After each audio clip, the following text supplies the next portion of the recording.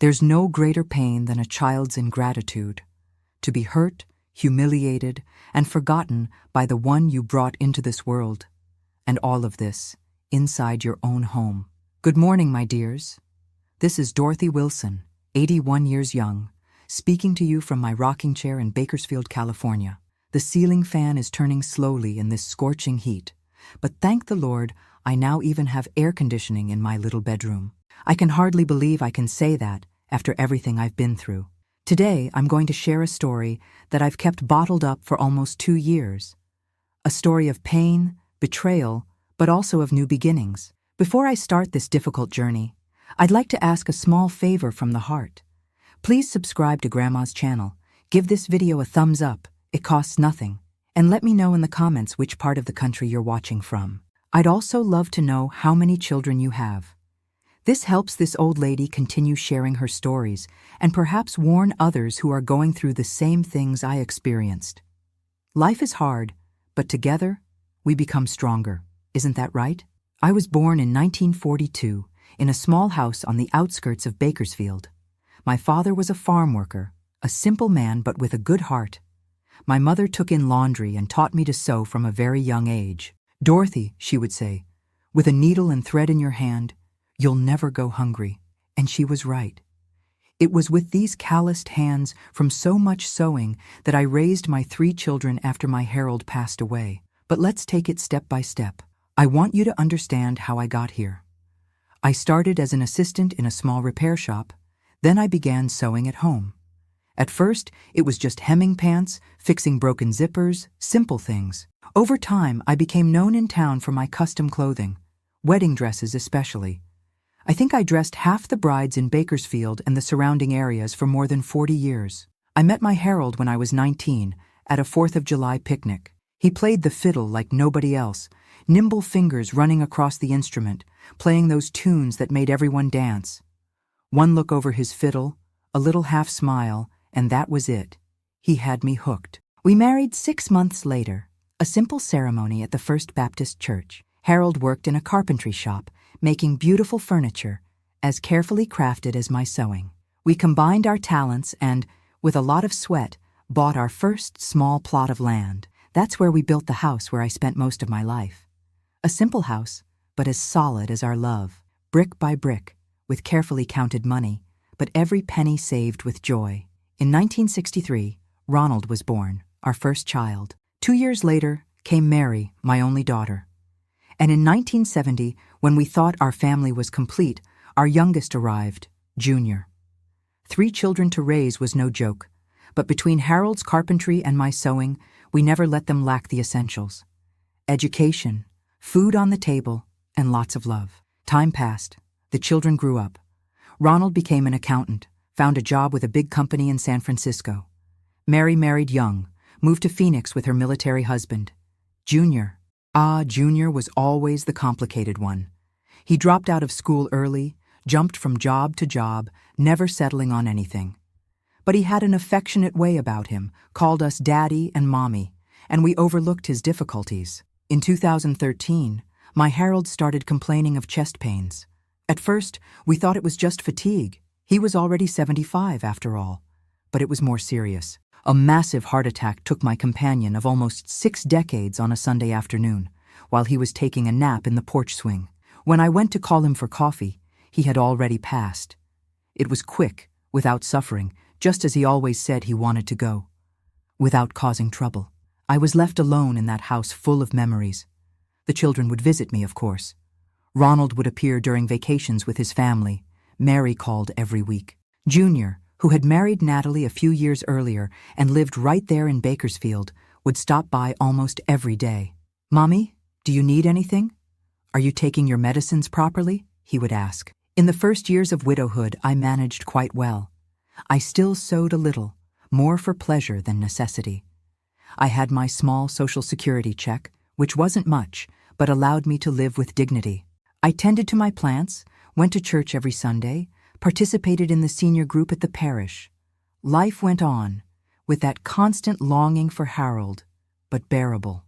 It was when I turned 80 that things started to get complicated. First, it was a silly fall in the kitchen. I slipped on the floor I had just finished mopping. Result? A broken arm. Then came the joint pains that prevented me from sewing as before. My eyesight wasn't helping either, even with the new glasses Ronald gave me as a gift. Living alone was becoming increasingly difficult. One day, I forgot the gas stove on and almost caused an accident. On another occasion, I fell in the bathroom and was on the floor for almost an hour before I could get up and call for help. I began to fear my own home. The stairs, the shower stall, everything that was once so familiar now seemed full of traps. It was on a Sunday afternoon, after another fall, that Junior and Natalie showed up with a proposal that, at that moment, seemed like salvation. "Mommy," said Junior while Natalie helped me with an ice pack on my injured knee, "you can't stay alone here anymore. What if you fall again and can't call for help?" "That's true, Mrs. Wilson," Natalie added with that smile I thought was so sincere. "We're worried. Junior doesn't sleep well, always thinking about whether you're okay." I was touched by their concern. It was true that it was becoming increasingly difficult to manage on my own. "And what do you suggest, my son?" I asked, already imagining they had some idea. Junior took my wrinkled hands in his, looked into my eyes with that expression he always used as a child when he wanted to get a cookie before dinner. "We were thinking, Natalie and I, what if you came to live with us? Or better yet, what if we came to live here with you? This house is big. There's room for everyone. We'll take care of you, and you won't have to worry about anything anymore." The idea seemed perfect. My house was indeed too big for an old lady alone. It had 3 bedrooms, a spacious living room, a yard with my plants, and most importantly, I would be close to my youngest son, who had always been the most attached to me. "I don't know, my son. I don't want to be a burden. You have your own lives. Petey is already 12. Teenagers need their space." "No way, Grandma," exclaimed Petey, who until then was distracted with his phone. "It'll be cool having you here. You can tell me those old stories I like." I was touched. My dear grandson wanting to hear my old stories, my son concerned about my well-being, my daughter-in-law offering to take care of me. It seemed like God was opening a door when I needed it most. "But there's one small thing, Mommy," continued Junior, now in a more serious tone. "We're having some financial difficulties. The rent on our house is heavy, and if we come here, we'll have to make some renovations to adapt everything for you. A ramp at the entrance, support bars in the bathroom, those kinds of things." I already suspected that some "but" would come. I knew my son, knew he was never one to help without asking for something in return. Even so, what came next caught me by surprise. The lawyer said the best way would be for you to transfer the house to my name, to ensure that you'll be well cared for until the Lord decides to take you. It's just a formality. In practice, nothing changes. The house remains yours. It's just that on paper, it's in my name. I confess I felt a tightness in my chest. That house was the fruit of a lifetime of work, mine and Harold's. It was the only valuable thing I had to leave to all 3 children when I passed. On the other hand, I really did need help, and Junior seemed sincere in wanting to take care of me. "And your siblings? Ronald and Mary won't agree to this," I argued. "I've already talked to them, Mommy. Explained the situation, that you need care, that we're going to give up a lot to take care of you. They understood. Of course, they'll get some of the furniture, some mementos from Dad, but they agreed that the house should be mine, since I'm the one who's going to take care of you." That didn't sound like the Ronald and Mary I knew, but Junior was so convincing, and I was so tired, so scared at the idea of continuing alone in that big house. "I need to think, my son. It's a big decision." "Of course, Mommy. Think carefully. But don't take too long, okay? Our rent is due next month, and if we're going to move, it has to be before then." That night, I couldn't sleep properly. I kept thinking about Junior's proposal, weighing the pros and cons. On one hand, I would have company, help with daily tasks, someone to assist me if I fell again. On the other, handing over the house seemed like a very big step, almost like giving up my independence. The next morning, I called Ronald. "Son, did Junior talk to you about the house?" There was silence on the other end of the line. Then, my oldest son's cautious voice, "Yes, Mom. He said you needed help, and that he offered to take care of you as long as the house goes to him afterward. And you agree with this?" Another silence. "Mom, I live far away, Mary too. Junior is the one who's there nearby, if you think it's for the best. But you already know what Junior is like, right? He's never been very responsible. But he said you agreed. It's not quite like that, Mom. We neither agreed nor disagreed. He just came saying he was going to do this, that it was the only solution. He even said he had already talked to you and that you had accepted. That caught me by surprise. Junior had twisted the conversation, making it seem like I had already decided, when in fact I was still thinking. If you want, I can see if I can get a transfer to be closer, or you could come live with me in San Francisco. No, son. I know your life is there. You have your work, your family, and I don't want to leave Bakersfield, away from my friends, my church. Then at least don't sign anything without thinking carefully, Mom. And call me before deciding anything, okay? The conversation with Ronald left me even more confused. I called Mary, who basically said the same thing. She was worried about me, didn't trust Junior much, but understood that I needed help and that she, living in another state, couldn't do much. I spent the week reflecting, weighing every detail. On a Sunday, after church, I met with Ms. Louise, my longtime friend and president of the senior group. Dorothy, think carefully before signing anything, she advised me. I know many stories of elderly people who transferred their houses to their children and were later mistreated, thrown into a back room, treated like a nuisance. Junior wouldn't do that to me, Louise. He has his flaws, but he's my son. I know he is, friend. I'm just saying, don't hand over everything at once. Why not make a life estate agreement? That way, the house goes in his name, but you maintain the right to use it as long as you're alive. Ms. Louise's suggestion seemed sensible. I talked to a lawyer, a friend of my late Harold, who confirmed that would be the best option. The life estate would give me security, and Junior would still have the guarantee that the house would be his in the future. When I presented the idea to Junior, I expected him to be satisfied with the compromise, but it wasn't quite like that. Mommy, that complicates everything. The bank won't accept the house as collateral if it has a life estate, and we need a loan to make the renovations, buy the equipment for your comfort. But son, the lawyer said, lawyers just want to complicate things to charge more, Mom. Look, do you trust me or not? I'm your son. Do you really think I would do something bad to you? And so it went, day after day, week after week, insisting, arguing, sometimes begging, other times showing himself offended by my distrust. Do you prefer to trust a lawyer you barely know rather than your own son? He would ask, with that abandoned puppy face. The pressure was constant. Junior would show up almost every day, always with some gift, a cake from the bakery I liked, a new shawl, medicine for my joint pains. Natalie also joined the game, calling to say how eager they were to take care of me, how they would transform the house into a real spa for the best mother-in-law in the world. My other children would call occasionally, reinforcing that I should think carefully, but without offering concrete alternatives. Deep down, I think they felt a mixture of relief that someone was willing to take care of their elderly mother, and guilt that they couldn't be the ones to do it. And so, worn down by the daily insistence, by my own fragility, and by the fear of being alone, I finally gave in. One afternoon in March 2022, with trembling hands and a heavy heart, I signed the papers that transferred the ownership of my house, the house I built with my Harold, where I raised my children, where I spent most of my life, to the name of my youngest son, Junior.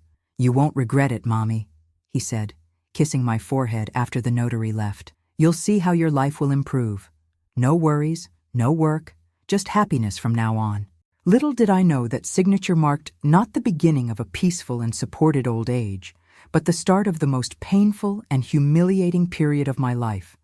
A hell that began with smiles and promises and would soon reveal its true face. The change began the day after the papers were signed. I remember it as if it were yesterday. I was in the kitchen preparing a cornbread, an old recipe from my mother that Junior loved so much when he was a boy. I heard the sound of a car, many voices, and when I went to see what it was, I was faced with a moving truck at the door. Junior, Natalie, and 3 men carrying furniture inside. "Mommy, we're here! Surprise!" Junior shouted when he saw me, with that wide smile he always used as a child after pulling some mischief. "But son, I thought you were only coming next week. I haven't even properly prepared your room." "No problem. We'll arrange everything ourselves. The owner of our old apartment moved up the deadline. You know how it is. But it will be good. So you already have company. Natalie passed by me with 2 large suitcases, gave me a quick kiss on the cheek, and went straight to the bedroom that had been mine and Harold's for more than 50 years. That bothered me a little. I had always imagined they would stay in the room that was Junior's when he was a child, or in the guest room. But I didn't say anything. After all, they were coming to help me, weren't they? "Where do you want to stay, Mommy?" asked Junior, when they were already bringing in their double bed. "In my old room, or in the little room at the back?" "In my room, of course," I replied, confused. "Where else would it be?" Junior and Natalie exchanged a quick look that I didn't understand at the time, but today I know well what it meant. "It's just that our mattress is queen-sized, Mom. It doesn't fit in the small room. And Petey needs a room all to himself. He's at that difficult age, you know how it is." "But son, that back room is so stuffy, so far from the bathroom." "We'll figure it out, Mommy. We'll clean it, paint it, make it nice. You'll see." I didn't have the courage to protest further. Deep down, that was my house, built with my sweat and Harold's. But on paper, it now belonged to Junior. And as the saying goes, whoever has the paper has the power. That same afternoon, I saw my things being transferred to the back room, a small space we used to store old junk and Harold's tools. They removed the dusty boxes, swept away the cobwebs, and there they dumped my single bed and an old wardrobe.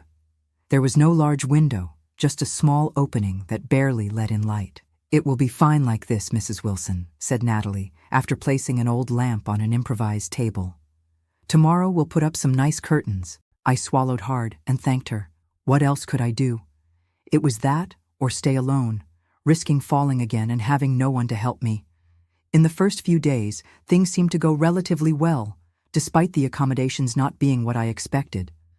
Junior and Natalie would have meals with me, ask if I needed anything, turn on the television for me to watch the shows I liked so much. Petey, my grandson, would even come to talk to me sometimes, asking about the stories from the old days as he had promised. These were precious moments which I savored like someone eating a rare and expensive candy. "Grandma, tell me again what Bakersfield was like when there was no television," he would ask, sitting on the edge of my bed, his eyes sparkling with curiosity. And I would tell him, happy to have someone interested in my memories, to feel that I still had value in that house. But this good phase didn't last long. Very short indeed. It was at the end of the first week that I noticed the first change in treatment. We were having dinner, me, Junior, Natalie, and Petey, when I mentioned that the food was a little salty for my taste. "Your blood pressure isn't good already, Natalie. I think you could put less salt in the food," I suggested, in the gentlest way possible. Natalie looked at me as if I had said the worst offense in the world. She dropped her fork on the plate forcefully, making a noise that startled me. "If it's not good enough for you, you can make your own food, Mrs. Wilson. Nobody here is a servant." I was speechless. I had never seen my daughter-in-law speak that way. Junior, who always intervened when she was in a bad mood, just continued eating, as if he hadn't heard anything. "I'm sorry, my dear. I didn't mean to offend. The food is good.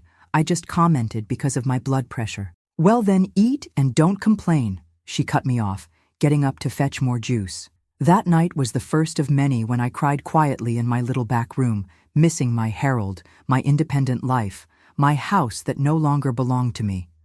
The changes accumulated, subtle at first, then increasingly evident. Natalie's good mornings became grunts. Junior's hugs disappeared. The meals, which we used to have together at the kitchen table, were now served to me in the little room. When they were served, "Mom, you're going to eat in your room today. We have visitors and there's no room at the table for everyone," Junior would say, bringing a plate with leftovers from lunch, already cold, at 3 p.m, when I was almost fainting from hunger. Petey's visits to my room also became rare. Once, I heard Natalie telling him, "Don't spend so much time with Grandma, son. Old people are full of quirks. She'll end up filling your head with nonsense." The fan they promised me never came. In the Bakersfield heat, which can be merciless in the summer, I sweated in the windowless room, praying for a breeze that never came. "My son, could you buy a fan for my room? This heat is killing me." "Fans use a lot of electricity, Mom. The electric bill is already too high. And so went the first 2 months. Each small request of mine was met with sighs of impatience, looks of boredom, or simply ignored. I began to avoid asking for anything, so as not to bother, so as not to be more of a burden than I already seemed to be. The worst came when I fell in the bathroom. It was night. I had gotten up to go to the bathroom, which was far from my room, on the other side of the house. In the dark, I tripped on the rug and fell, hitting my hip hard on the cold floor. I screamed in pain, hoping someone would come to help me. Nobody came. I screamed again, louder, desperate. After what seemed like an eternity, I heard heavy footsteps in the hallway and Junior's irritated voice. "What's all this noise, Mom? It's 3 a.m. I fell, my son. I can't get up. He turned on the light, saw me stretched out on the bathroom floor, in my nightgown, shaking with pain and shame. "Just gives me trouble," he muttered, thinking I wouldn't hear. But I heard, and each word was like a knife in my already wounded heart. With brusque gestures, he helped me get up, dragging me more than supporting me. He didn't ask if I was hurt, if I needed a doctor, nothing. He just took me back to the room and left me there, closing the door forcefully as he left. I cried all night, from physical pain and soul pain. What had happened to my son, that little boy I used to rock when he had nightmares, that I defended when his father was angry, that I taught to walk, to talk, to be a person? The next morning, my hip was bruised and painful.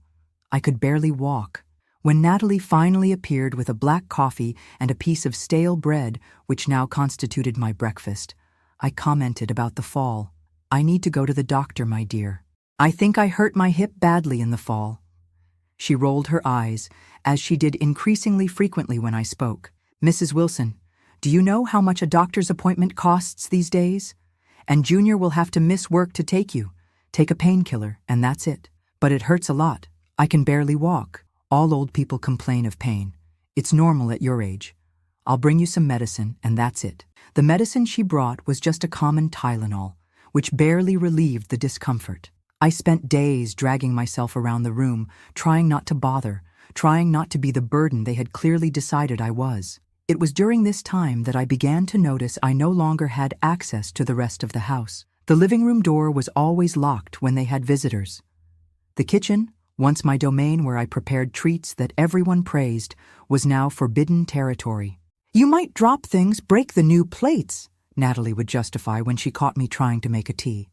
"Let me make it and bring it to your room." The tea rarely arrived.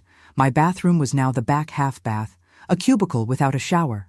To take a shower, I had to wait for everyone to leave or be busy and then drag myself to the main bathroom, always afraid of falling again and being treated like a nuisance. The bed linens, which I used to change religiously every week, now went up to 2 weeks without being washed. My little room began to smell of mold, of old age, of abandonment.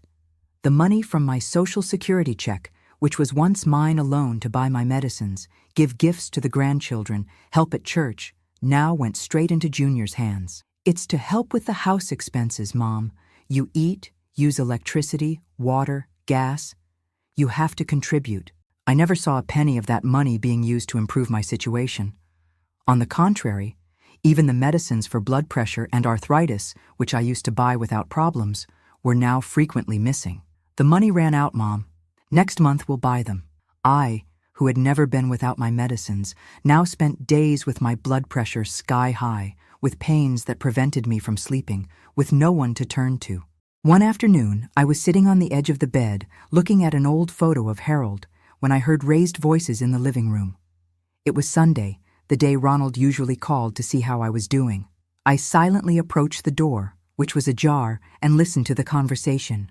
"Of course Mom is fine, Ronald. Stop being paranoid. Just because she doesn't answer the phone doesn't mean something is wrong," Junior was saying, irritated. "Then why is she never available when I call? It's been almost a month since I've been able to talk to her. Because she sleeps a lot. You know how old people are. And when she's not sleeping, she's in the yard, taking care of the plants. I can't be running after her every time the phone rings." Lie. Pure lie. I no longer had access to the yard, all my plants were dying from lack of care, and as for the phone, they had never let me answer it again. They always said it was a wrong number, or a telemarketer, or that it wasn't important. I want to talk to her now, Junior, insisted Ronald on the other end of the line. She went out with Natalie. They went to church. I'll call you when they get back. Another lie. I was right there, a few meters from him, locked in a windowless room without the right to speak to my other son. That night, I cried until I had no more tears.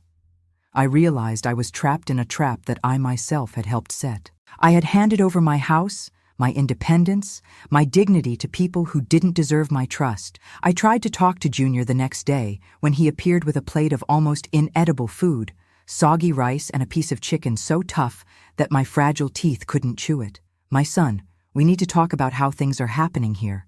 Not now, Mom. I'm late for work. But you just got home from work, son. I have a side job at night. We'll talk later. The later never came. Each attempt of mine at dialogue was cut off, ignored, postponed to a moment that never materialized. On a particularly cold morning in June, I woke up to a silent house. There seemed to be no one. I risked leaving my room, walking slowly with the help of a cane I had found among Harold's old junk. The house was indeed empty. On the kitchen table, I saw remnants of a hearty breakfast, fresh bread, cake, fruits, things that no longer reached my room. Next to the phone, a note written in Natalie's hurried handwriting. Mrs. Wilson, we went out to take care of some things. There's bread in the refrigerator if you're hungry. Do not touch the stove. We'll be back in the afternoon. Ignoring the order, I made fresh coffee on the stove I had used for decades without ever causing an accident. I sat at the kitchen table, savoring each sip of that coffee made the way I liked it, feeling for a brief moment that I was back to my previous life. That's when I saw the bills scattered at the edge of the table, paid bills, with the stubs still attached. Moved by a curiosity I couldn't contain, I looked at the amounts. What I saw left me cold. Grocery purchases, paid with my Social Security card. Expensive clothes for Natalie, also on my card. And worst of all, a bank statement showing a high-value payday loan in my name, which I had no idea about. They were stealing not just my dignity and my space, but also my money. The little I had to live my last years with some comfort was being sucked away by those who had promised to take care of me. At that moment, sitting in the kitchen of the house that was no longer mine, I fully understood the trap I had fallen into. I was no longer a mother-in-law, a grandmother. I was just a means to obtain money, a nuisance necessary to justify possession of the house, the Social Security check, the loan, and the worst was yet to come. Much worse. Because when they discovered that I had messed with the bills, that I knew what they were doing, the little consideration that still remained transformed into something much darker. That's when the physical abuse began. That same afternoon, when they returned and found the bills out of place, the storm broke over me. Junior entered my little room like a hurricane, his face red with anger, his eyes that were once sweet now overflowing with a fury I had never seen in him. Have you been messing with my things? I tried to stay calm, although my heart was racing. I didn't mess with anything, son. I just had some coffee in the kitchen. Liar! He hit the small table next to the bed hard, knocking over the picture frame with Harold's photo. The glass shattered on the floor. The bills were all organized and now they're out of order. You saw them, didn't you? I hesitated.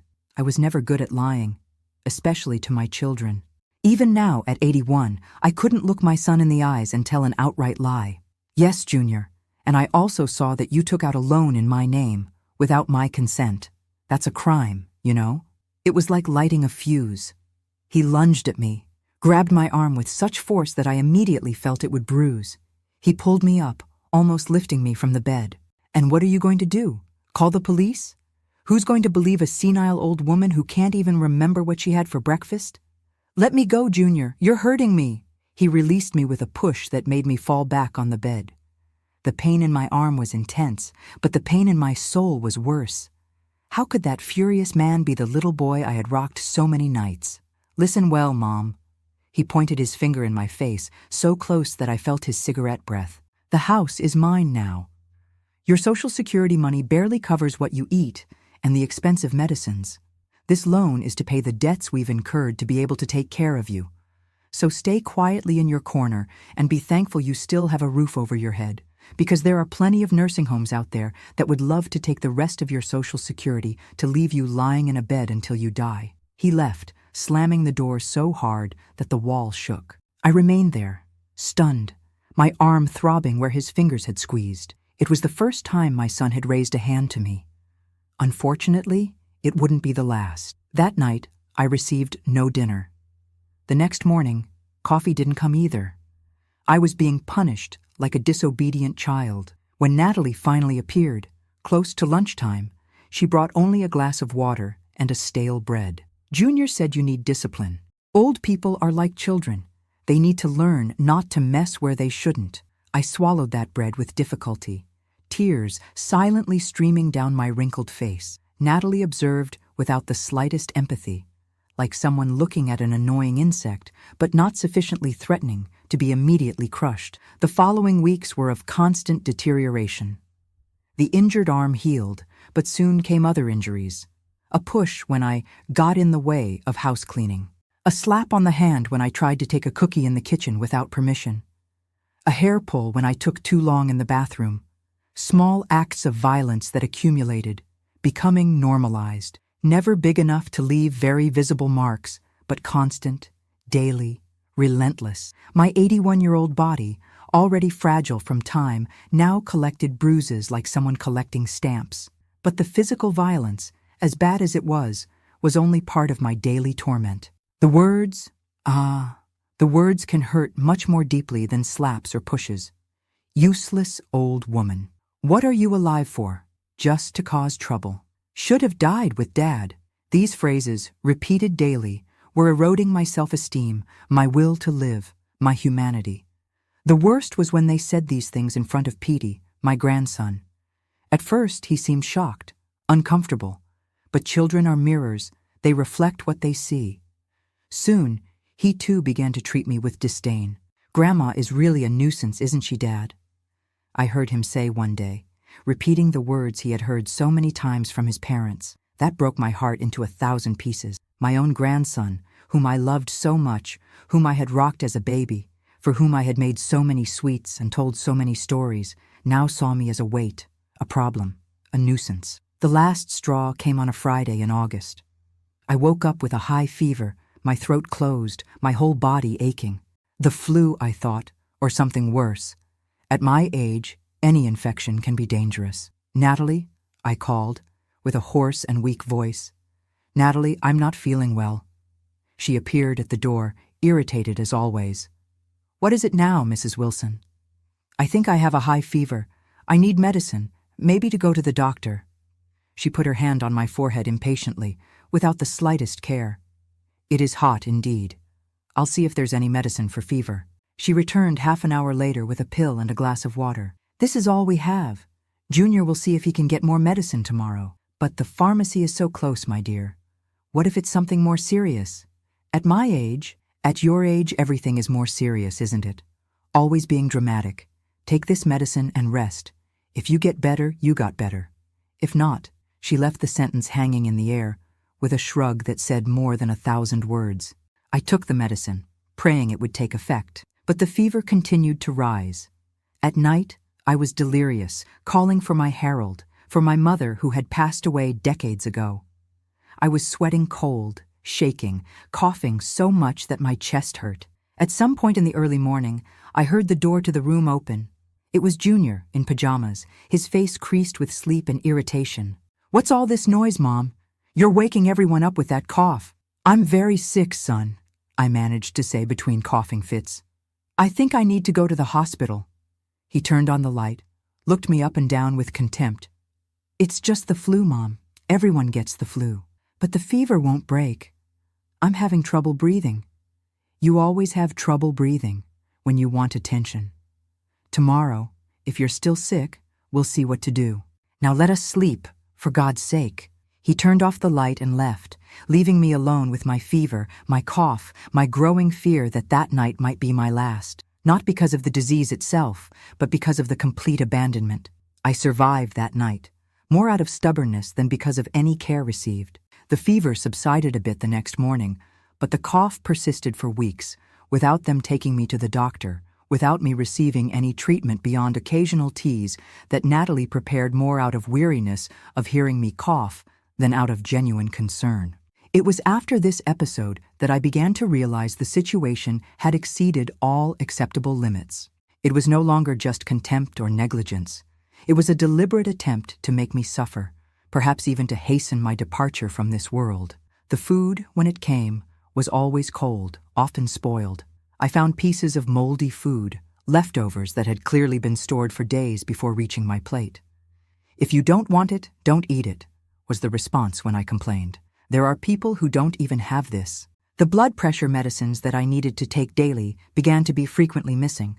"Ran out of money," they would say, although I knew that my Social Security check, added to the loan they took out in my name, should be more than enough to cover this basic expense. My blood pressure skyrocketed. I had dizziness, fainting spells. On one of these occasions, I fell in the bathroom and hit my head.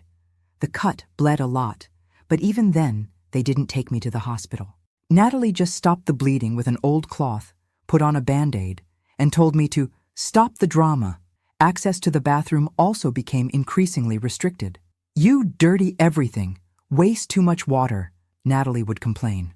I started taking a shower only once a week, always under her impatient supervision, timing every second, complaining about the waste. My bed linens, which were already changed rarely, now went weeks without being washed. The mattress began to smell bad, to get stains. I, who had always been so clean, so careful with cleanliness, now lived in an environment that more resembled a pigsty than a human room.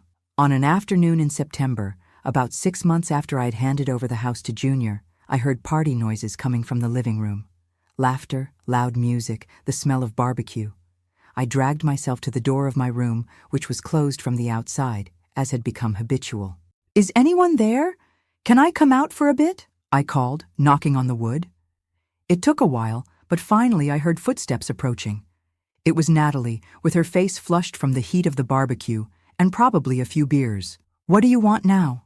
What party is this? Can I come out for a bit? See people?" She laughed, a cruel laugh I'll never forget. "It's Petey's birthday. Just family and close friends." "But I am family," I protested, my voice choked with hurt. "I'm his grandmother. Look, Mrs. Wilson, you're not presentable for a party. You're badly dressed, you smell bad, and you would just embarrass the boy in front of his friends. Stay there quietly, and I'll bring you a piece of cake later, if there's any left." She shut the door in my face, turning the key in the lock to ensure I wouldn't get out. I went back to my bed in tears, hearing the music, the laughter, the sound of cutlery, the birthday song being sung, all happening a few meters from me, in a house that was once mine, at a party for my own grandson, from which I was excluded as if I were a dangerous criminal. The cake never came. The parties became frequent. Birthdays, Sunday barbecues, gatherings of friends. In all of them, I was locked in the room, isolated, forgotten. Sometimes I would go hours without water, without being able to go to the bathroom, because no one remembered to attend to me when I knocked on the door and called. There was one night when, desperate to use the bathroom after hours of being locked up, I did my necessities in a corner of the room, in a plastic bag I had saved. The humiliation of that moment is indescribable. When Natalie finally opened the door and saw what I had done, her disgust and repulsion only increased my shame. "See? Just like an animal. The old woman can't even control herself." The next day, as punishment, I went without food. "Dirty animals don't deserve people's food," Junior said when I begged for something to eat. It was during this time that I began to seriously think about dying. Not in an active way, planning a suicide. I would never have the courage for that. My faith wouldn't allow it. But I began to pray every night for God to take me during sleep, to end my suffering, to reunite me with my herald in heaven, away from that earthly hell that my life had become. "My God," I prayed silently, my trembling hands joined in supplication, "if it is your will, take me from this life. I can't take it anymore, Lord. I can't take it anymore." But God, in his infinite wisdom, had other plans for me. Plans that I still couldn't see in those dark days, but that would soon be revealed. The physical abuse also worsened. What were once occasional pushes and slaps transformed into frequent hair-pulling, painful pinches, even punches when Junior was particularly irritated or drunk. "Stubborn old woman," he would shout as he dragged me by the arm to the bathroom after I had begged for hours to be able to go. "Just gives me trouble. Should have died long ago." My body, already weakened by age and poor nutrition, was covered in marks. Purple, green, yellow bruises in different stages of healing. Finger marks on the arms, nail marks on the back, pulling marks on the scalp that had pulled out tufts of my gray hair. "What are you alive for? Just to waste medicine," I heard Natalie saying to Junior, not even caring that I might hear. "My mother died at 70, quickly, without giving anyone trouble. Yours seems like she's going to last forever, just to torment us." Each word was a stab in my already so wounded heart. Each insult diminished a bit more of my humanity, increasingly transforming me into what they wanted me to be. An object, a burden, a nuisance to be tolerated until death finally took me. At the end of 2022, about 9 months after I had handed over the house to Junior, my situation reached a new level of degradation. Winter, even mild in Bakersfield, brought cold nights for which I was not prepared. My thin blanket, full of holes, barely managed to warm me. "I'm cold, my son," I complained on one of these nights. "Could you get me another blanket?" "Cold? What you have is fussiness. There are people sleeping on the street with less clothing than you." And so I spent the nights shivering, my bones aching with the cold that seemed to penetrate to the marrow. I contracted pneumonia, which, like the previous flu, was not properly treated.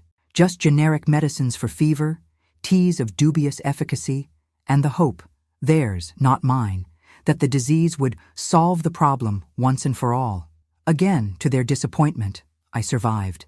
But with each passing day, I became weaker, more dejected, closer to becoming what they said I was. A vegetable, a body without utility occupying space, consuming resources, giving trouble. It was then that I heard, for the first time, the plan that would seal my fate, or so they thought. It was a night in January 2023, almost a year after I signed the house papers. I was lying in my dark little room, pretending to sleep as I did every night to avoid more humiliation. My stomach was growling. Dinner had been just a cup of thin gruel that looked more like dirty water.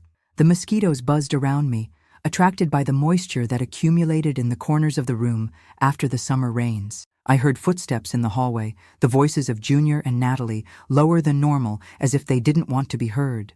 They stopped near my door. "What if we put her away for good?" whispered Natalie. "There's that place out past Oildale, 40 miles from here. They say they accept elderly people for a reasonable monthly fee." "What place is that?" asked Junior, and I noticed interest in his voice. "A private nursing home. A colleague at the salon told me she left her mother there. Said it's quite isolated. Nobody really inspects it. The old folks are sedated most of the time so they don't cause trouble." My heart froze. I knew the place they were talking about, even without ever having been there. Old people's dumping ground is what we called it. A large house, isolated on a dirt road, where families dumped their unwanted elderly. Rumors circulated about the inhumane conditions, about elderly people tied to beds, about bodies that disappeared in the middle of the night. I never fully believed these stories, until that moment. "And how much does it cost?" asked Junior, already calculating values in his head. "Less than keeping her here. And the best part, they accept receiving directly from Social Security. We don't even need to serve as intermediaries. Leave her there, sign some papers, and her money goes straight to them every month. And if she complains? If she tells someone what we did here?" Natalie gave a low laugh, a sound that chilled me to the soul. "Who's going to believe a confused old woman? We just have to say she's making things up, that age has affected her head. Besides, they say they keep the old folks pretty doped up there. She won't even really know where she is." Junior was silent for a few moments. I was hardly breathing, afraid they would notice I was awake, listening to everything. "Let's think about this," he finally said. "The situation can't continue like this anyway. She gives too much trouble, hasn't gotten any better, and we can't even enjoy the house properly with her occupying space. Not to mention the expenses," added Natalie. "Her Social Security money barely covers the costs, and that loan we took out in her name is running out too. Yeah, we need to resolve this soon." I heard the footsteps moving away down the hall, the living room door closing. I remained paralyzed in bed, silent tears running down my wrinkled face. So that was it, the next step in their plan. It wasn't enough to have stolen my house, my dignity, my health. Now they wanted to throw me in a place where I would be forgotten until I died, where no one would know my name, where no one would care if I suffered or not. That night, I didn't sleep a single minute. My mind was spinning, trying to find a way out, a solution, anything that would save me from that terrible fate. I thought about running away, but to where? I had no money, could barely walk, and in the condition I was in, I probably wouldn't last a week on the streets. I thought about calling Ronald or Mary, but the phone was closely watched, and for months they hadn't let me talk to my other children. In the days that followed, I noticed a subtle change in Junior and Natalie's behavior. They were more silent, exchanging significant looks when they thought I wasn't watching. Sometimes I caught them measuring my clothes with their eyes, as if calculating what I could take, what would be left behind. One afternoon, I heard Junior on the phone, speaking quietly. "Yes, it's my mother, 81 years old. No, she can't move around on her own. Memory problems, sometimes gets confused." Each lie cut me like a knife. I might have difficulties walking, but my mind was perfectly lucid enough to understand the danger I was in. Another time, I saw Natalie rummaging through my birth certificate, my identification documents, everything that would be necessary to admit me to that terrible place. She kept everything in a yellow folder that she hid on top of the kitchen cabinet, out of my reach even if I could get out of the room. The tension grew with each passing day. I began to notice other worrying signs. Junior making suspicious calls, Natalie buying large bags, as if preparing to pack my things. Once, I clearly heard when they were arranging a date. "Friday is better," Natalie was saying. "That way, we can leave her there and still enjoy the weekend without worry. And if she gives trouble? If she screams, makes a scene? We'll give her a sedative in her coffee before leaving. She'll be so groggy, she won't even notice where she's going." Those words filled me with an icy terror. They were planning not only to abandon me in a horrible place, but to drug me for it, taking away even my ability to protest. It was too cruel, too inhuman. That's when things reached another level, even more frightening. One night, I woke up startled from a nightmare. I was thirsty, my throat dry as sandpaper. The water bottle beside the bed was empty. Natalie often forgot to fill it before locking me in for the night. I knocked on the door, calling softly, hoping someone would hear me. After a few minutes, the door opened. It was Junior, red eyes, whiskey breath. He had clearly been drinking heavily. "What is it now, old woman?" he growled, staggering a bit. "I just wanted some water, my son," I asked, trying to sound as humble as possible. He stared at me for a long moment, his eyes clouded by drink, his expression increasingly angry. Water, water, always asking for something. Never satisfied. "I'm sorry, son. If it's too difficult, forget it." "Difficult? Difficult?" His voice suddenly rose, startling me. "You don't know what difficult is. Difficult is having to take care of a useless old woman who just gives trouble. Difficult is spending what I don't have on medicines and food for someone who should have died long ago." I retreated on the bed, frightened by the explosion. I had never seen Junior so out of control, so full of hatred. "If I weren't afraid of jail," he continued, approaching dangerously, his finger pointed at my face, "I would have solved this another way. A pillow over the face while you sleep, and done. Problem solved." I was paralyzed with horror. My own son, blood of my blood, talking about killing me as one would talk about killing a cockroach. How did we get to this point? What happened to that little boy I rocked in my arms, who I protected from his father's scolding, who I taught to walk, to talk, to be a person? "Don't look at me with that scared face," he growled. "You think we don't notice? That you're just pretending you don't understand things? That you're smarter than you appear? Well, know that this will end soon. Friday, you're going to a place where you'll be treated exactly as you deserve." He left, slamming the door, leaving me in darkness, trembling not just from thirst, but from pure terror. This was no longer just negligence or mistreatment. It was a clear threat to my life. The next day, when Natalie came to bring breakfast, a stale bread and a cup of cold coffee, I noticed something different in her behavior. She was almost cheerful.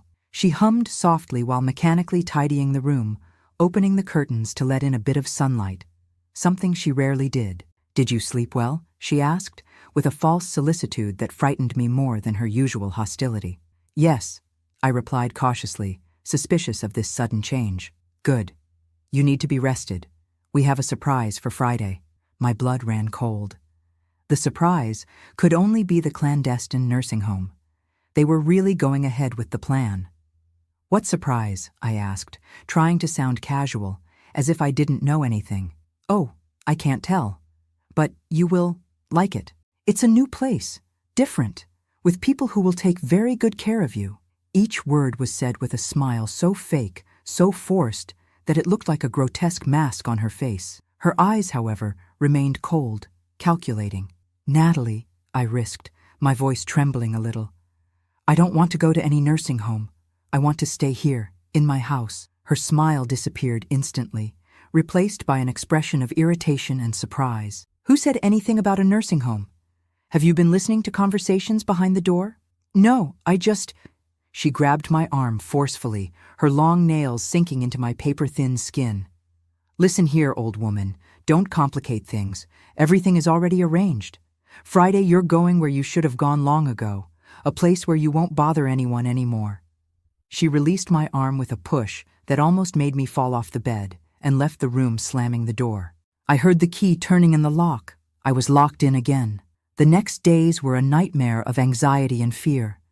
Every noise, every muffled conversation on the other side of the door made me jump.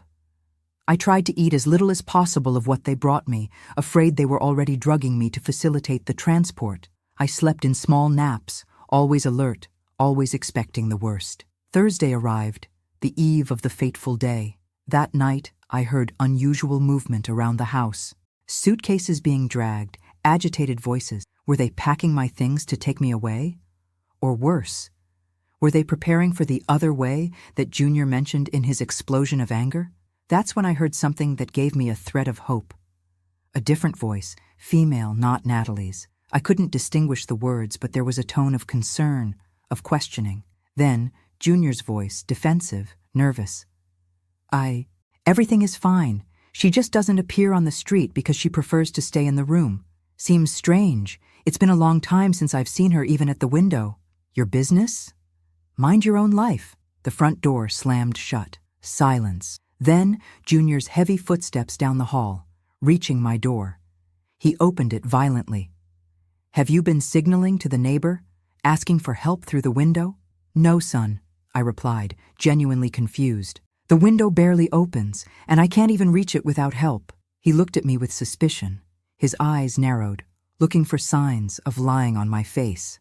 "Mrs. Jenkins came here, all concerned, saying she hasn't seen you for weeks, that she finds it strange that you're not taking care of your plants anymore." "How would she know that if you hadn't said something?" "I didn't say anything, Junior. I swear to God. I haven't had contact with anyone for months." He continued staring at me, his jaw tense, his fists clenched. For a terrible moment, I thought he was going to hit me right there. But then something seemed to change in his expression.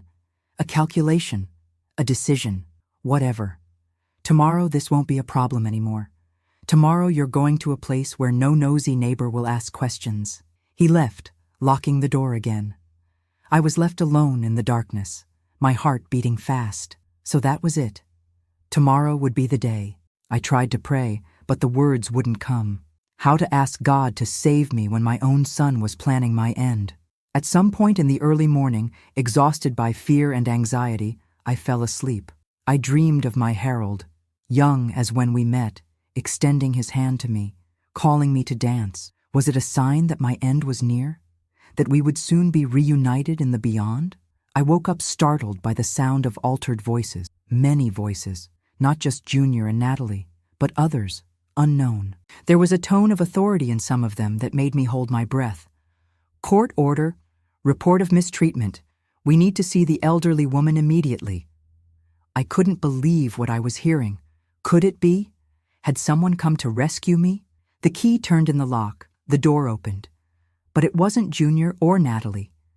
It was a middle-aged woman, hair tied in a severe bun, gentle but determined eyes. Behind her, a uniformed man, a police officer, I realized by the badge. "Mrs. Wilson," the woman called, approaching the bed cautiously. "My name is Dr. Carmen from Adult Protective Services. We've come to see how you are." The tears came instantly, uncontrollable. I couldn't speak, just cry. Years of pain and humiliation finally finding an outlet. The woman came closer, sat on the edge of the bed. When she saw the bruises on my arms, the conditions of the room, my general state of malnutrition and abandonment, her expression changed to something between horror and controlled fury. "We're going to get you out of here immediately," she said, holding my hand gently. "No one is going to hurt you anymore. Never again." And so, in a moment that seemed taken from a good dream after a long nightmare, I saw my tormentor being handcuffed in the living room. Junior, my son, the boy I once rocked in my arms, was now being taken away by the police, shouting that it was all a lie, that I was senile, that I was confused. Natalie was crying, begging, saying they always treated me well, that they didn't know anything, that the marks were from falls, that I made up stories. But the evidence was there, visible in my emaciated body, in the filthy room, in the controlled medicines they found in the kitchen, the sedatives they planned to give me before taking me to the clandestine nursing home. While a medical team examined me, I heard the full story. Mrs. Jenkins, my neighbor of decades, had noticed my prolonged absence. At first she believed the story that I preferred to stay in the room, that I was becoming senile. But her suspicion grew when she noticed that my plants, which I cared for with such affection, were all dead from lack of water. Dorothy may be old, may be sick, but she would never let her plants die like that, she said to her daughter. The previous afternoon, she had come with the excuse of borrowing sugar, hoping to see me. When Junior sent her away rudely, her suspicion increased. Walking around the house, trying to peek through the windows, she heard a weak groan coming from the back room. "Help me," a voice she recognized as mine, although much weaker and more tired than she remembered. It was enough. She called her daughter, who worked at the city hall. The daughter activated Adult Protective Services, who made a surprise visit with police support the next morning. They arrived just in time. In the living room, they found the yellow folder with my documents, a map with the location of the nursing home, and even a receipt for sedatives purchased at the pharmacy. Everything ready for the trip that would happen that same day. As they prepared to take me to the hospital, I looked one last time at what had been my home, built with so much love alongside my Harold. The walls that had witnessed so many happy moments now held only memories of pain and betrayal. But even so, I felt a pang of sadness for leaving it, not for the house itself, but for what it once represented. A home, a family, love. At the hospital, the doctors were horrified by my condition. Severe malnutrition, dehydration, multiple bruises in different stages of healing, bed sores on my back from lying so long on the same filthy mattress, an infected ingrown toenail that was never treated, teeth in terrible condition from lack of hygiene. How can anyone do this to their own mother? I heard a young doctor murmur to the nurse, thinking I wouldn't hear. How indeed? It was the question that tormented me day and night. How had my son, blood of my blood, transformed into that monster capable of such cruelty? Where did I go wrong in raising him? What could I have done differently? Perhaps I'll never find answers to these questions. Perhaps some souls are born with this seed of evil, which germinates slowly over the years, no matter how much love they receive. What I know is that on that day in January 2023, when I thought I was about to be discarded like old trash, life gave me a second chance. A chance that many elderly people in similar situations never receive. As the ambulance took me to the hospital, looking at the blue sky for the first time in months, I made a silent promise. If I survived, I would use the rest of my days to tell my story, to alert other elderly people about the dangers that can come from the hands that should protect, to be a voice for those who, like me, were silenced by fear and shame. And that's how, a few months later, already physically recovered, although the emotional scars may never fully heal, I started this channel. to tell not just my story, but the stories of so many other elderly people who face abandonment, contempt, violence, often within their own families, at the hands of those who swore eternal love.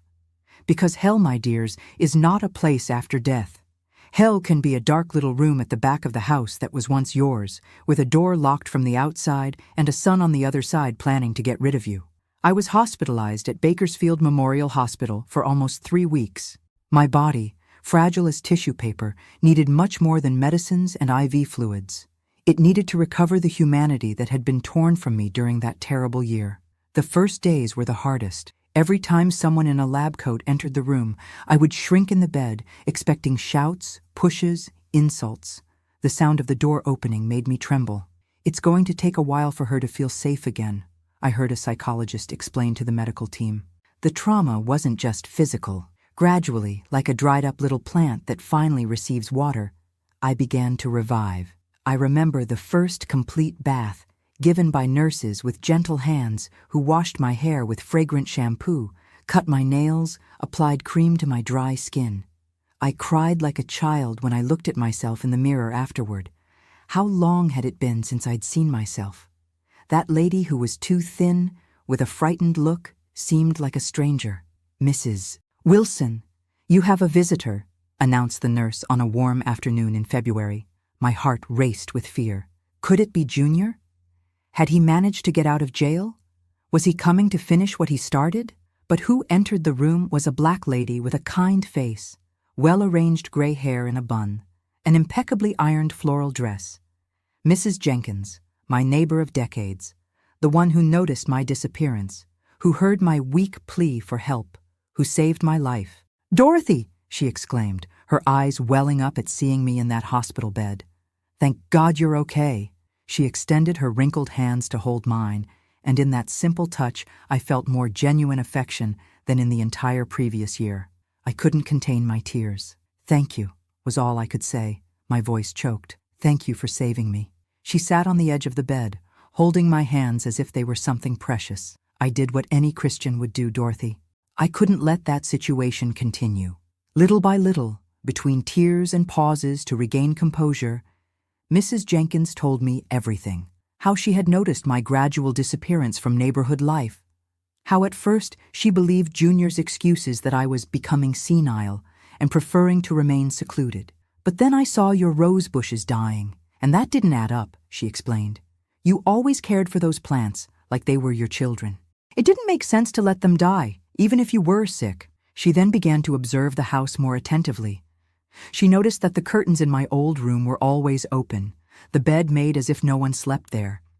She saw Junior and Natalie going out to parties, having barbecues in the yard, normal life, but never saw me with them. "One time, I brought a cake for you," continued Mrs. Jenkins. "Natalie took it, thanked me, said you were sleeping, but I saw a shadow moving in that little back room where they used to keep old junk. I found it very strange. The suspicion grew.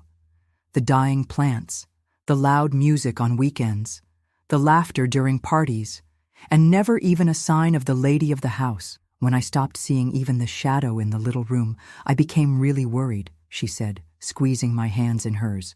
"I thought, either Dorothy died and they're hiding it, or something very wrong is happening there." That's when she decided to act, with that excuse of borrowing sugar. When Junior rudely dispatched her at the door without even letting her in, her certainty increased. She went around the house, trying to peek through the windows. That's when she heard my weak plea for help. "I recognized your voice right away, even so weak. I ran home and called my daughter who works in social services. She's the one who mobilized everything. Adult Protective Services, the Elder Abuse Task Force, the police. I then discovered that the rescue had been much more planned than I imagined in that moment of confusion. It wasn't just a surprise visit. It was a coordinated operation based on a formal complaint of elder abuse. Mrs. Jenkins and her daughter had documented everything. The dates when they didn't see me, the parties where I was notably absent, the changes in the house, the strange noises at night, my plea for help through the window. "Your voice saved you," said Mrs. Jenkins, smiling through tears. "If you hadn't asked for help at that moment, perhaps..." She didn't need to complete the sentence. We both knew what would have happened. Instead of being there, in that hospital bed receiving care, I would be in a clandestine nursing home, drugged, abandoned, waiting for death to come as a liberation. And my son? I finally asked, the question I so feared to ask. Mrs. Jenkins's face closed a bit. He's in jail, Dorothy, he and his wife. The evidence is too overwhelming for them to deny. They found everything. The medicines to drug you, the false documents they prepared, even a map to that horrible place where they were going to leave you. I closed my eyes, trying to absorb that information. My son in jail, for trying to abandon me, for mistreating me, for almost killing me slowly. Part of me felt a deep pain. After all, he was my son, blood of my blood. Another part felt a guilty relief. He could no longer hurt me. And Petey? I asked, remembering my grandson, who had been poisoned by the same cruelty of his parents. He's with Natalie's sister for now. They say they'll assess if he can stay with her permanently, or if he'll need to go to another relative. Another blow.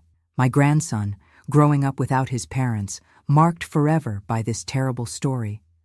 Another victim of the greed, the cruelty, the inhumanity that had taken over the family I once loved so much. In the days that followed, Mrs. Jenkins' visit, other people began to appear. Social workers, prosecutors, court officers, all wanting to hear my story, take my testimony, understand how all of that had happened right under the noses of the neighborhood, society, authorities. I told everything, omitting nothing. The pushes, the insults, the spoiled food, the denied medicines, the nights locked in a filthy room. Each word seemed to tear a piece of my soul, but I knew I needed to speak, not just for justice for me, but so that other elderly people wouldn't go through the same hell. It was during one of these interviews that I received the news that would again change the course of my life. Mrs. Wilson, said the prosecutor, a middle-aged woman with gentle eyes behind colorful framed glasses. We've made contact with your other children. My heart raced. Ronald, Mary. How long had it been since I had seen them, talked to them, since before all this tragedy began? Junior always said they had called when I was sleeping, or that they were too busy to talk to me. More lies, of course. They're coming to Bakersfield, continued the prosecutor. They were desperate, thinking you didn't want contact with them anymore. Junior said you were angry, that you didn't want to answer their calls, that you had asked to be left in peace. More tears, which seemed never to end. How much damage had that man caused? How many relationships had he destroyed with his lies? 2 days later, the door to the room opened, and there they were. Ronald, my firstborn, now with gray hair at the temples, his face marked by worry lines. And Mary, my only daughter, who had inherited her father's eyes, now red from so much crying. "Mom!" they exclaimed almost in unison, running to hug me. The hug hurt my fragile bones, my back still marked by bed sores. But it was a welcome pain. It was the hug of true love, of genuine affection, of the family I thought I had lost. Between tears and sobs, they told me their version of the story, how Junior gradually cut off contact, saying I had dementia, was confused, that sometimes I didn't even recognize my own children anymore. How he invented stories that I didn't want to see them anymore, that I had said horrible things about them. We even thought about coming by surprise, said Ronald, holding my hand. But he said that would worsen your condition, that the doctor had recommended avoiding strong emotions. We believed him, Mom. God forgive us, but we believed him. We only knew the truth when the police contacted us, completed Mary, wiping away tears. It was like a nightmare. We couldn't believe what we were hearing. How could Junior do this? How did we not notice what was happening? There were no easy answers. How to explain the transformation of a beloved son into a monster capable of such cruelty? Where did I go wrong in raising him? What could I have done differently? With the comforting presence of my other children, my recovery accelerated. The will to live, which had almost disappeared during that year of torture, returned with strength. I still had so much to do, to say, to experience. A week later, I was discharged from the hospital. The big question was, where would I go? The house where I had lived for decades, built with so much love alongside Harold, was now impounded by the court. It was part of the evidence of the crime, as well as being legally in Junior's name due to the documents I signed under pressure. "Come to San Francisco with me, Mom," offered Ronald.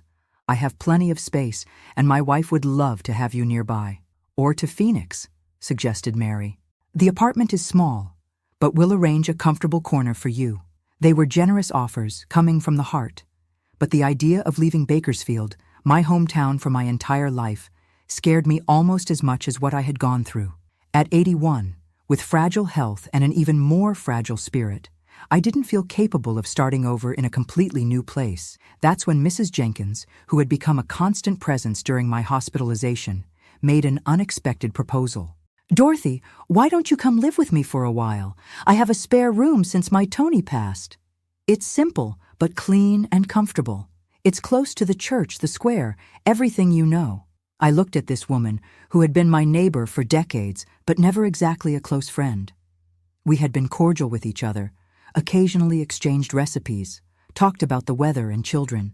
Nothing that would indicate such a level of generosity. "I don't want to be a burden, Louise," I responded, genuinely touched by the offer. "You've already done so much for me." "No burden at all.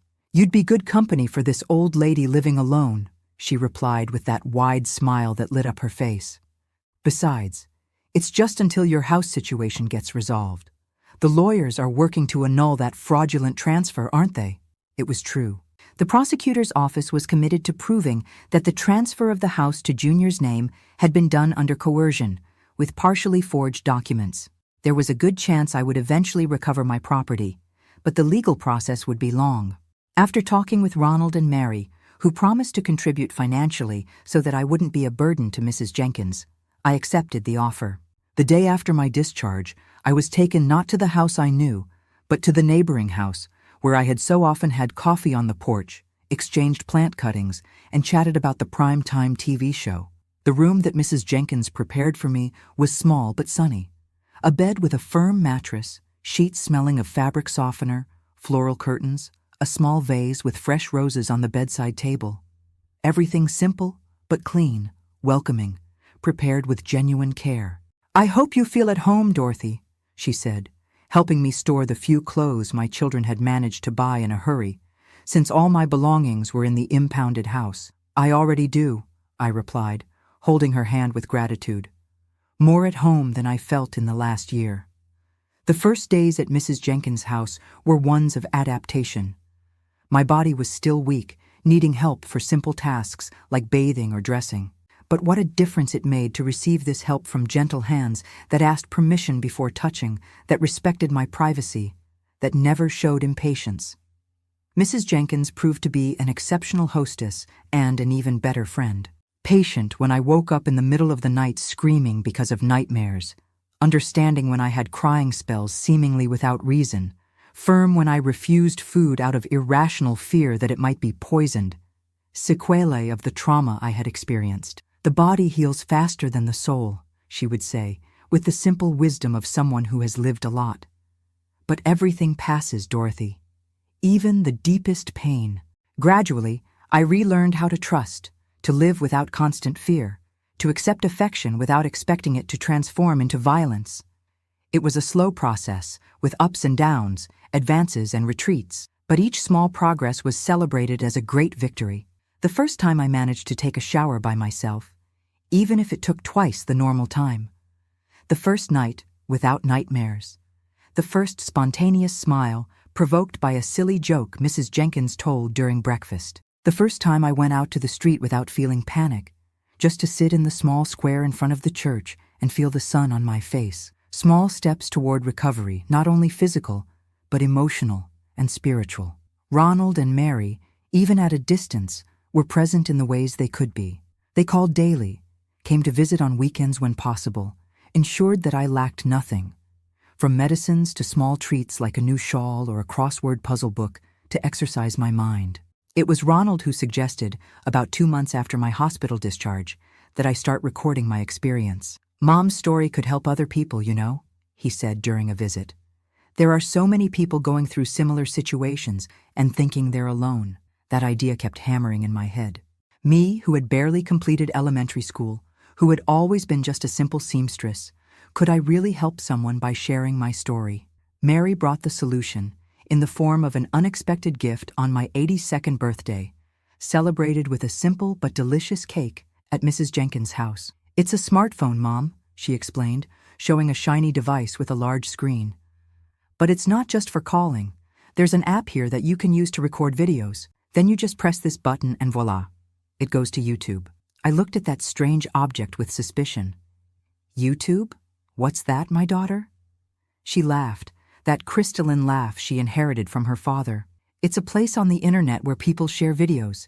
You can tell your story, talk about what you lived through, give advice to other seniors. There are many people your age becoming successful there." The idea seemed absurd. Me, an 82-year-old lady, becoming successful on the internet? Who would want to hear what I had to say? But something inside me stirred with that possibility.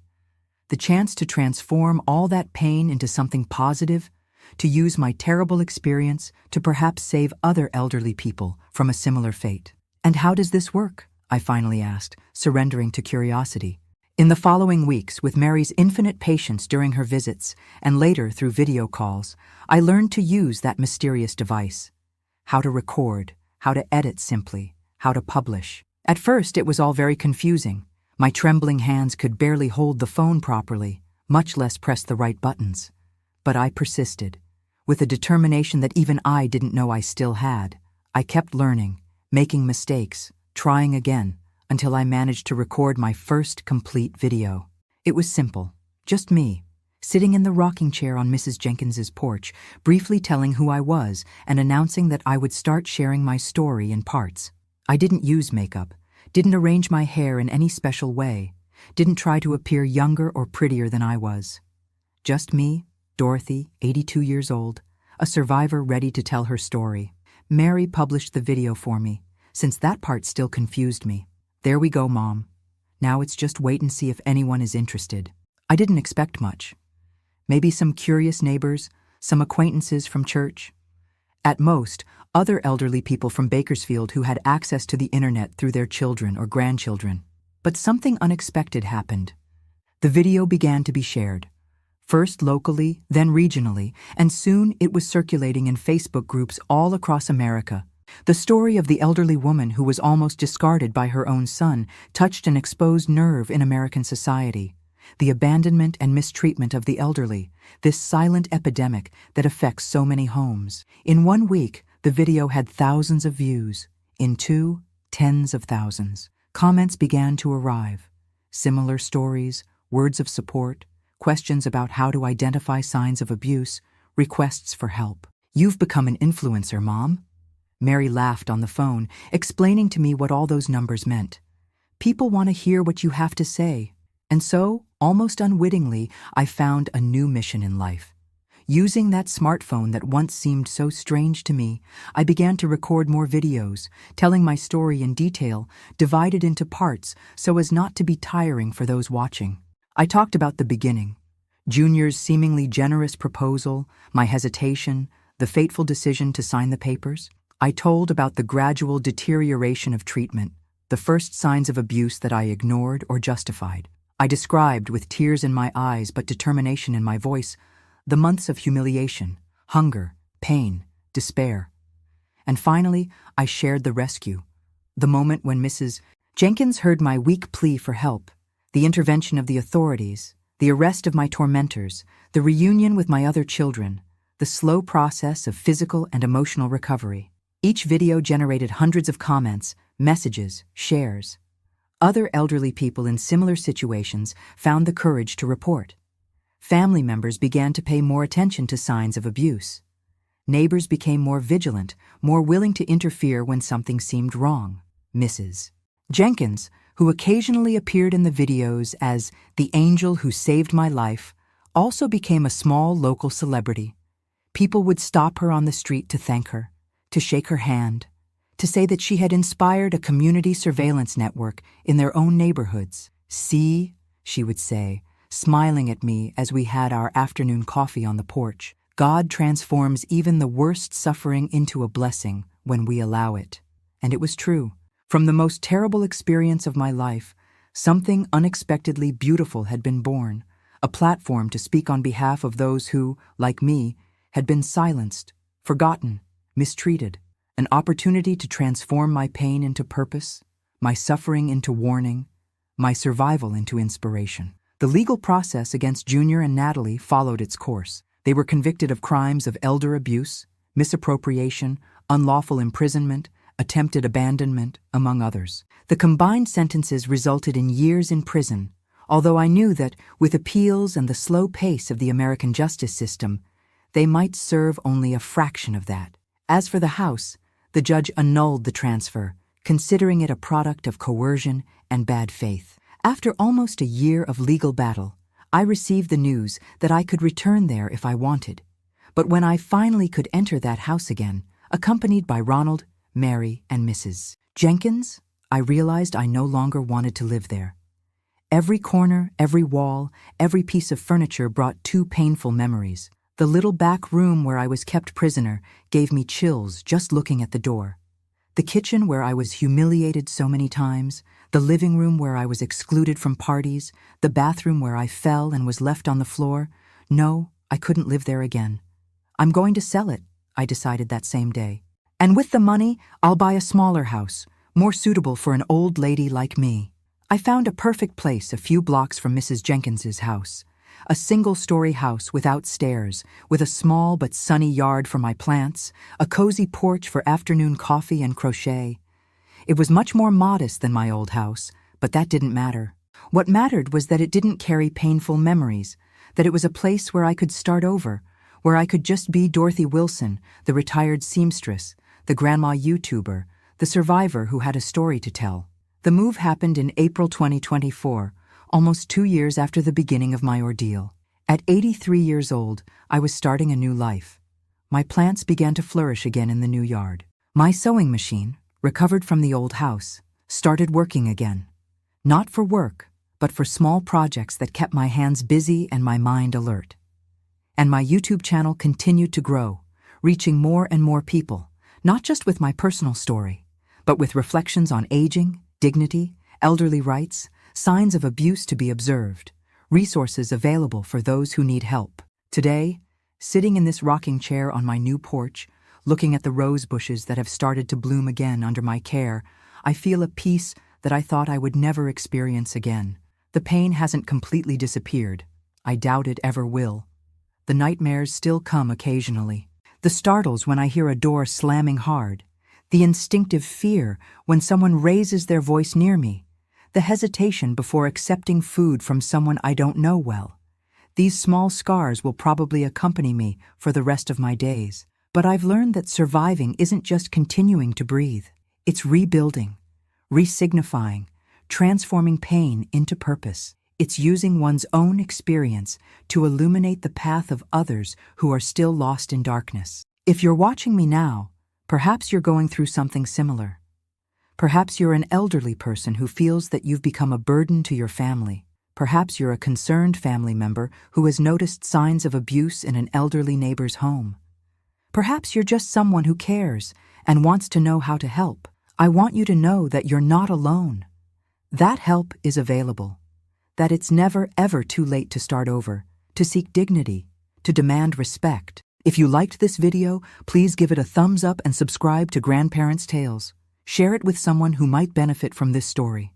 Because, my dears, old age shouldn't be a period of fear, abandonment, or contempt. It should be a time of harvest, of shared wisdom, of love received and returned. And together, united in this cause, we can make a difference in the lives of so many elderly people who, at this very moment, are suffering in silence, not knowing that there is a way out, a hope, a chance for a new beginning. A tight hug from this 83-year-old grandma who learned, in the hardest way, that life can knock us down many times, but as long as we breathe, there is always the possibility of getting up and moving forward. Until the next video, God willing.